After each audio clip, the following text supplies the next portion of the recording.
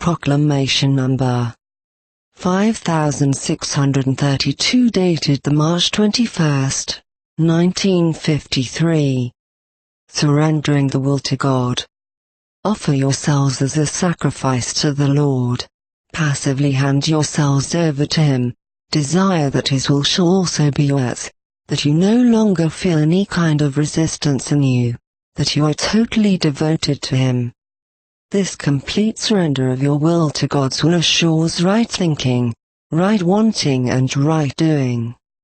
But as soon as you harbor the slightest resistance, you also divert, if only imperceptibly, from that which is God's will, because this very resistance creates the foundation where God's adversary can be active. It is thus an act of greatest effort if the human being is to relinquish his own will and completely subordinate himself to divine will, which, however, will always be easily achievable the more love becomes active in a person, for to be lovingly active is already coming into close contact with the eternal love. It is unifying oneself with it and thus simultaneously abandoning one's own will. This is why someone who lives a life of love no longer opposes God. It draws him to God. He humbly gives himself to the one who created him. He knows no resistance, no disobedience to God. He only ever endeavors to comply with Him. In that case he has no will of his own any longer, because he is permeated by the love of God, whose will now works in him, since through love the spiritual unity has taken place. Thus love is the most certain feeling that the human being lives within God's will, and that is why you need only ever be mindful about practicing love. Whatever you do should only be determined by love.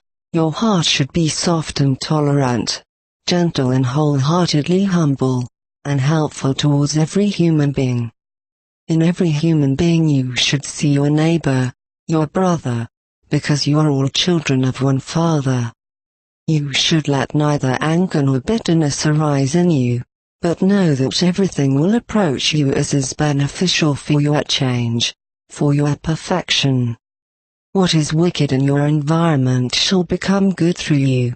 Your love shall be the weapon you use against your enemies. You should never fight evil with evil, but do good to those who do not mean you well. Then your bond with the eternal love will become ever firmer.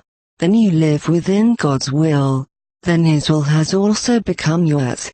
Then you have offered yourselves as a sacrifice by voluntarily having surrendered your resistance and acknowledged Him as your Lord, as your God and Father of eternity, to whom you gave yourselves completely. Amen.